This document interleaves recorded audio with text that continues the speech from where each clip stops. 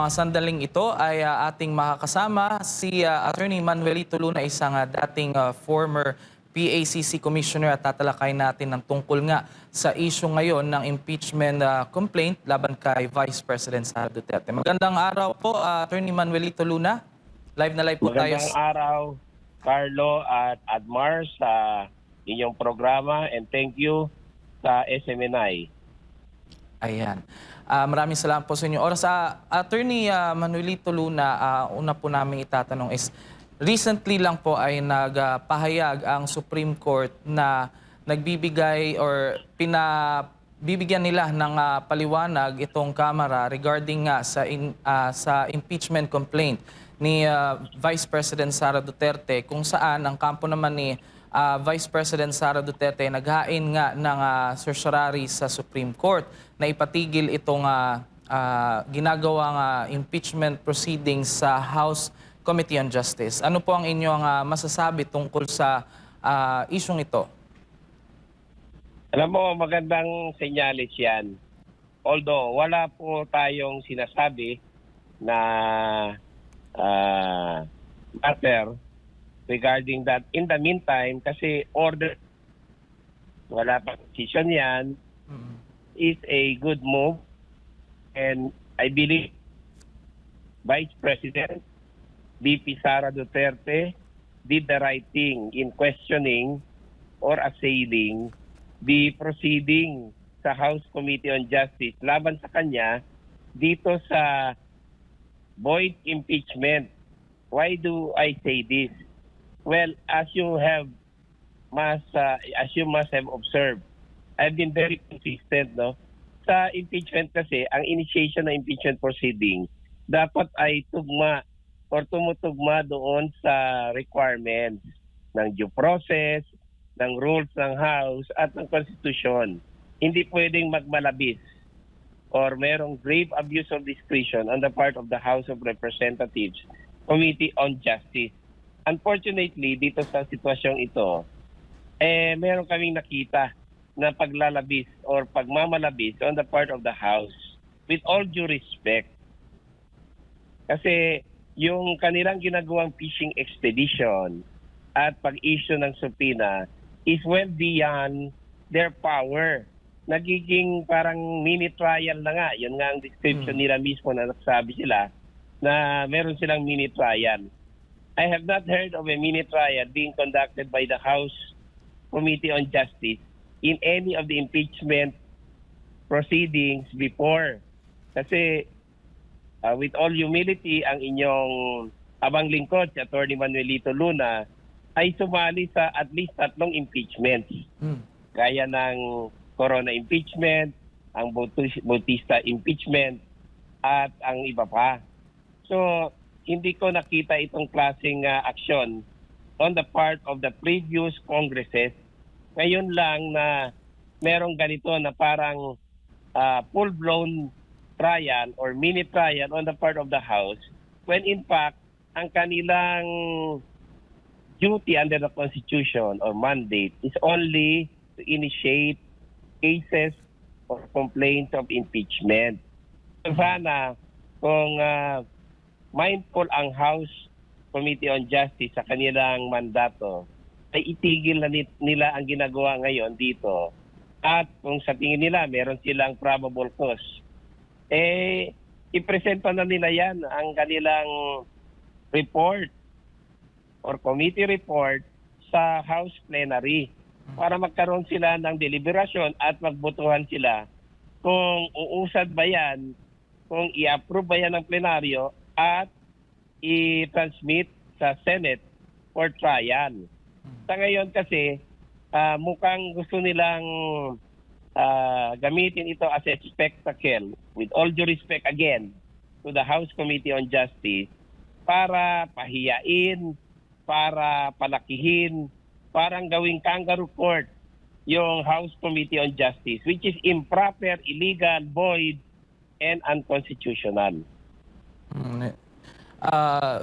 Yes po, napapansin po natin yan. Pero regarding po ngayon sa impeachment complaint, laban kay Vice President Sara Duterte. Marami po nagsasabi na isa daw itong parang naging fishing expedition kasi nga po, una nilang sinabi sa House Committee on Justice na full yung substance and form.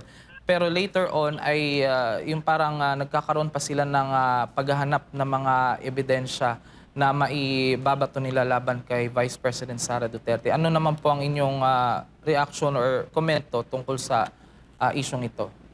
Ako mismo personal, no, na nag-observe, parang ganun ang direksyon ng House Committee on Justice. They're trying to supply yung kakulangan ng mga impeachment complaints. Dalawang complaints yan ang naiwan out of 4 eh. So, yung depekto doon sa dalawang complaints, sinusupplyan nila ngayon ng ebidensya. Sila mismo nag-provide ng ebidensya which is bawal.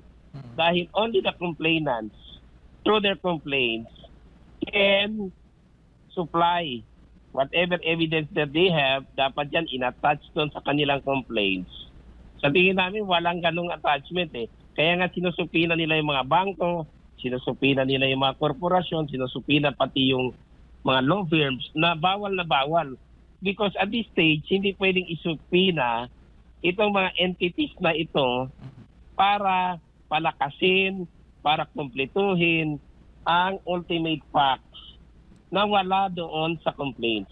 So, it's very clear na walang ultimate facts, na merong malaking defect dyan sa mga complaints na yan, at merong fishing expedition kasi gustong palakasin, kumpletuhin yung mga aligasyon na yan na wala dyan sa complaint.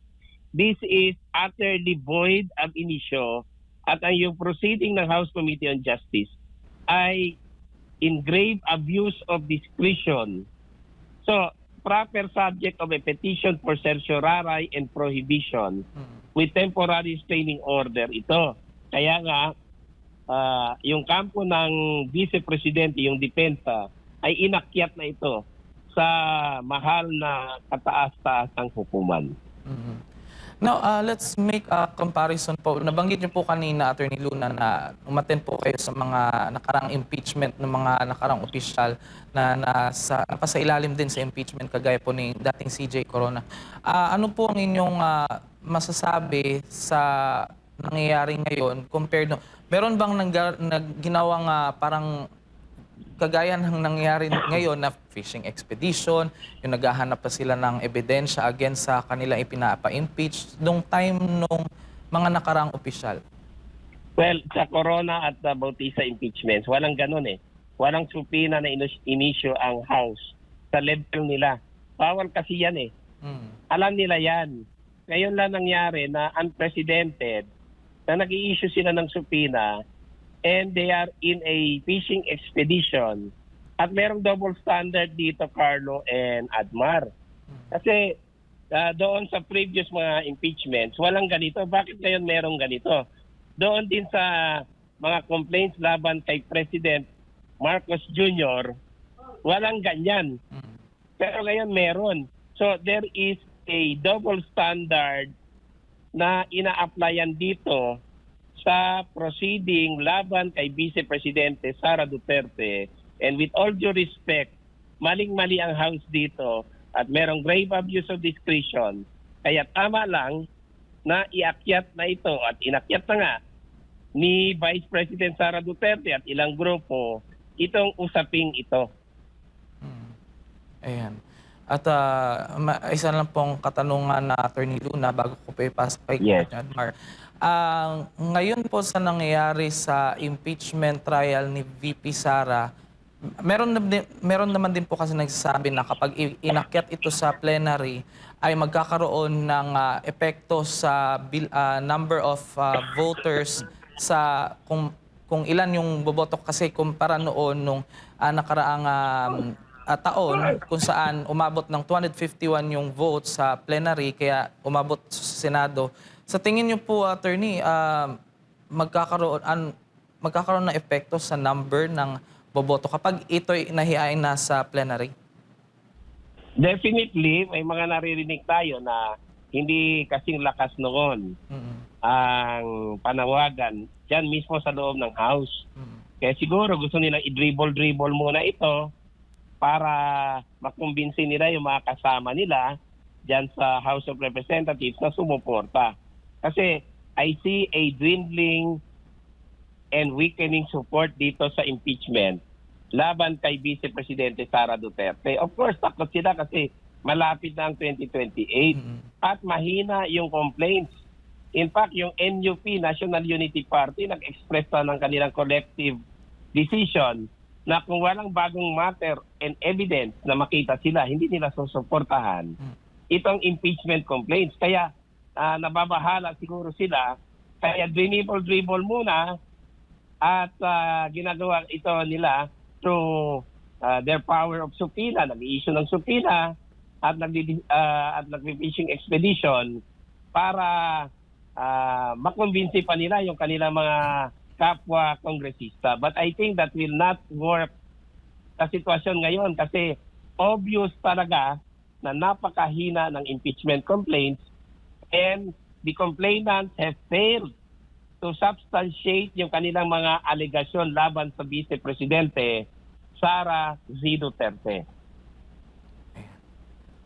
Attorney, magandang umaga. Si Admar po ito. Balikan ko lang po yung Admar. isa po sa mga kini-question nila. Kasi alam ko kayo din po yung petitioner din sana doon sa impeachment no versus sa Pangulong Bongbong Marcos kaso hindi lang natuloy. Pero isa sa mga kini-question po no, maging yung sa petisyon na inihain din po na sa pangunguna ni Attorney Israelito Torion at itong sa kampo ni Vice President Sara Duterte ay yung treatment po sa impeachment kontra kay PBBM na lumusot at itong impeachment kontra kay VP Sara. May napansin ba kayo na masyadong pinapaboran ang paghimay ng husto sa impeachment kontra sa pangalawang Pangulo?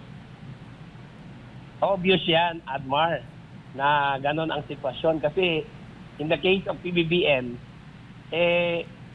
binigyan lang ang dalawang complaints. Yung amin nga, hindi sinali kasi hindi tinanggap ng House Committee, House Secretary General sa office. So, napakabilis ang pag-dismiss doon sa dalawang complaints on substance ng House Committee on Justice. Dito naman, pinagbigyan nila. And if you look at the complaints, mas malakas yung complaints laban kay PBBM or Marcos Jr. kumpara dito kay Vice President Sara Duterte. And yet, itong House Committee on Justice, binigyan nila ng importansya, binigyan nila ng atensyon, at pinapalakas nila itong mga mahinang complaints laban kay VP Sara Duterte. This is clearly double standard. Ito yung sinasabi nating maling pag-apply ng kanilang mga at proceed bordering on fishing expedition. Opo. And maliban din dito po, sir, kasi tuloy pa rin ang sabi ng Kamara, tuloy pa rin ang kanila pong magiging pagdinig kasi wala nga man naman pong TRO na ilalabas po ang Korte Suprema. Maaari pa rin ba silang mag-contempt dito sa lagay na ito? Halimbawa, may mga mayroon silang sinubpina doon ng mga dokumento, may mga private entity na kanila pong pinatawag. Halimbawa po, magmatigas yung mga individual na ito na maglabas ng mga kinakailangang dokumento kasi tingin nila hindi naman ito trial pa. Siguro kung sa Senado, yun na talaga yung full-blown na trial. Tapos hindi tatanggapin ang rason na yon ng mga kongresista. Meron ba silang contempt powers sa puntong ito po, attorney? Wala namang question na ang House in general merong contempt power. Pero dito sa sitwasyong ito, hindi nila magamit yan Kasi improper, illegal, and unconstitutional yan kung sakali gamitin nila. Dahil itong mga bangko na sinupina nila, itong mga korporasyon at mga individual, including law firms na sinupina nila, meron silang karapatan para tumanggi, para hindi sundin yung supina na inisyu laban sa kanila. Because this is not yet that part or proceeding wherein pwede nilang pagbigyan itong mga supina because the House is not a court. in an impeachment. It's only a Senate sitting as an impeachment court, kung sakali na sa kanila na yung impeachment complaint, ang pwedeng mag-issue ng subpoena. Opo, Attorney, masyado na po bang mahaba itong impeachment na ito kumpara sa mga nasaksihan at kabilang kayo sa mga nag-petition din sa mga impeachment sa nakalipas na mga impeachment proceedings? Napakahaba, nakapagtataka. At ang sabi ko nga bakit ganito? Parang ginagawang basketball, dinidribble-dribble muna bago i-shoot. Ano kaya? Ano bang intention ng House dito? Pahiyain si VP Sara? Or maghanap muna sila ng mga kaalyado nila na susuporta? Or they are just buying time for the obvious? Kasi pag umabot ito sa plenaryo, baka hindi aabot yung 1/3 at ito ay totally mabasura mismo ng House of Representatives dahil nga sa napakahinang complaints at ang ginagawa ng House ngayon parang siya na yung nag-a-act na parang court or kangaroo court na bawal because only the Senate sitting as an impeachment court in a proper proceeding can do this. Hindi sa panahon ito. Kasi ang hinahanap nila, Admar, is only probable cause. And just like in the fiscal's office, hindi kailangan ng trial na yan May hearing, but that is very limited. And then usually 1 or 2 ngayon, gusto nila, parang sila yung bida dito sa sitwasyong ito, magkaroon ng trial. Definitely, this is void ab initio at labag sa ating Yes po. Attorney, dito naman po sa posibilidad, marami din kasi akong nababasa ng mga komento ukol nga po dito sa kanilang ginagawa. Kaya daw ganito yung kanilang pamamaraan na nagiging mini trial, na nagkakaroon ng fishing expedition kasi kulang talaga. Alam nila na hindi uusad itong impeachment for the purpose lang na masira lang ang imahe ng pangalawang Pangulo dahil nananatili pa rin po siyang naunguna sa mga surveys po ngayon sa kabila po ng napakatagal na pagbabanat po sa kanya at pagbabato sa kanya ng iba't ibang mga alegasyon. Eksakto yan ang iyong obserbasyon at obserbasyon ng ilang sektor na dribble muna nila yan para sirain, pahiyain ang ating mahal na Vice Presidente Sara Z. Duterte. Yun ang intention dyan politika, pamumulitika na Hindi na yung sagradong proseso. Binastos ng House Committee on Justice ang proseso ng impeachment.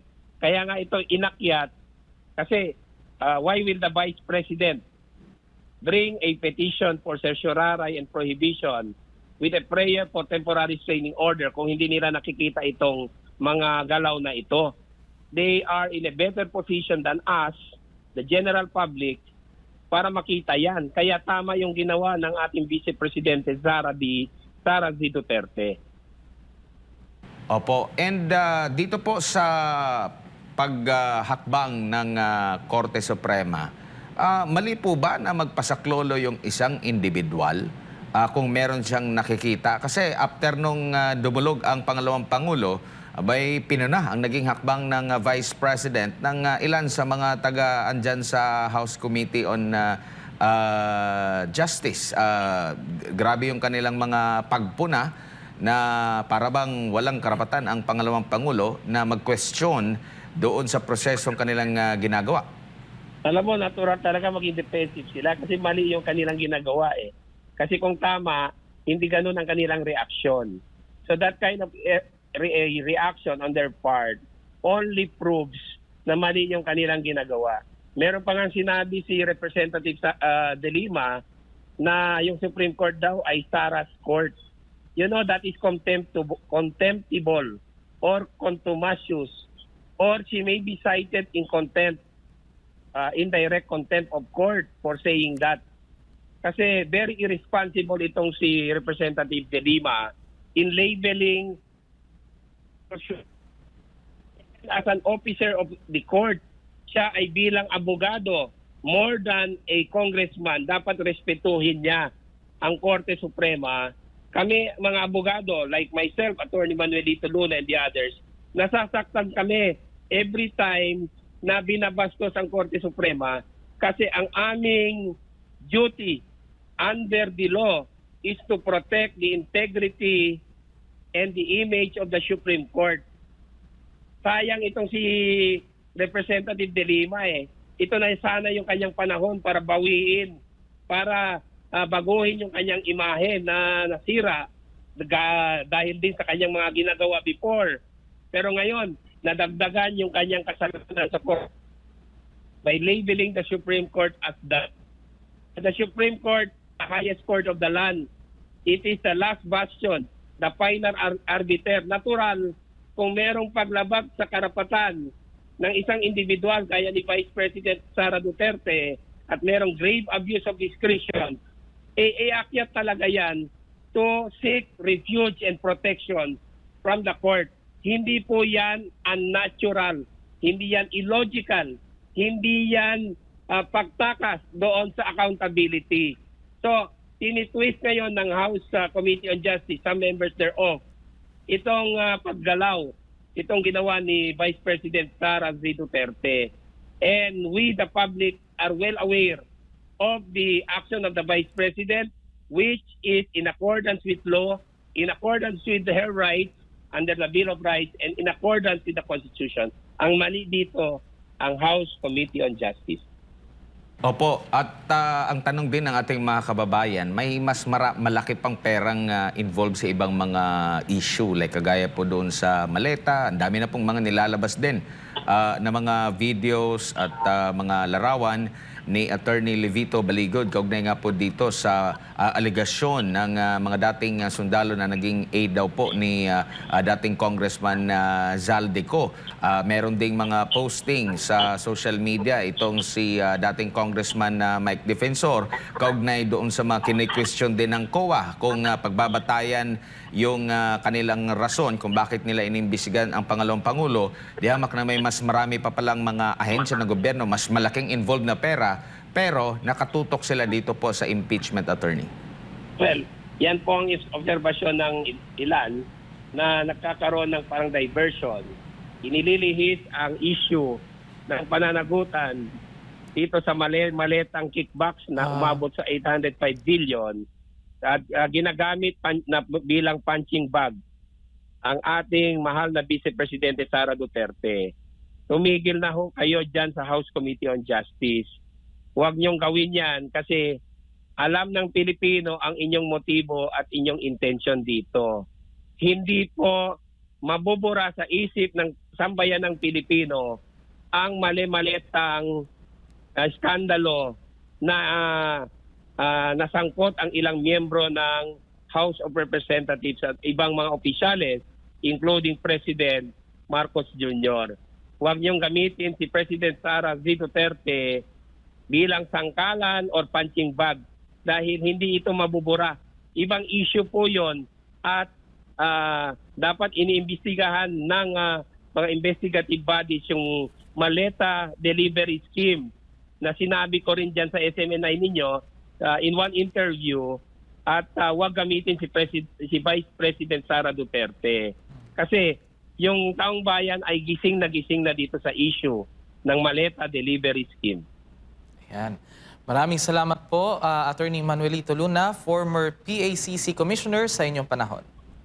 Maraming salamat, Admar and Carlo.